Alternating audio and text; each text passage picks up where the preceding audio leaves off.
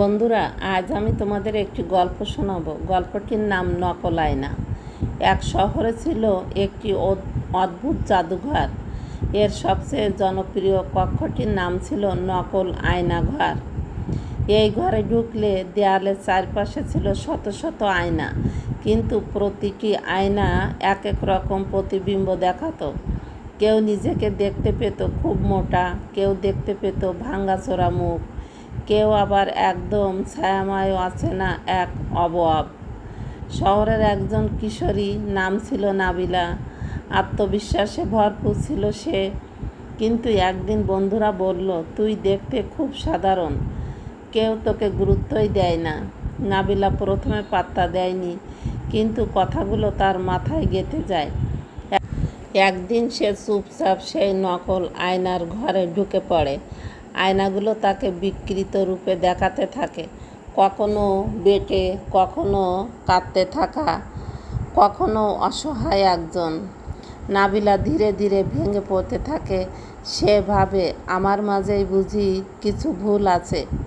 সে প্রতিদিন জাদুঘরে গিয়ে নিজের চেহারা দেখে আর নিজের সম্পর্কে সন্দেহ বাড়িয়ে তোলে।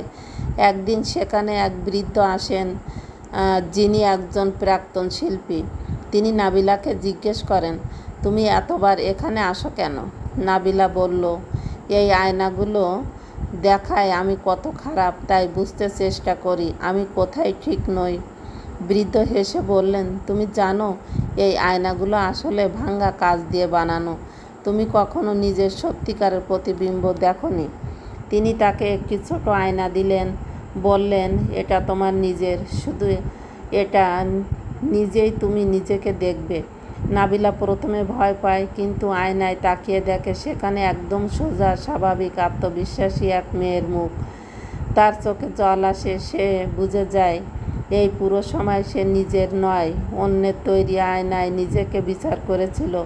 পরদিন নাবিলা স্কুলে গিয়ে সেই আয়নার ব্যাগে রাখে। কেউ কিছু বললেই সে নিজেকে দেখে নিজের চোখে, অন্যের চোখে নয়। বছর পেরিয়ে যায়, বড় হয়ে নাবিলা হয় একজন মনোবিজ্ঞানী। তার চেম্বারে আজও একটা আয়না রাখা আছে, একদম সোজা, ভাঙ্গাহীন।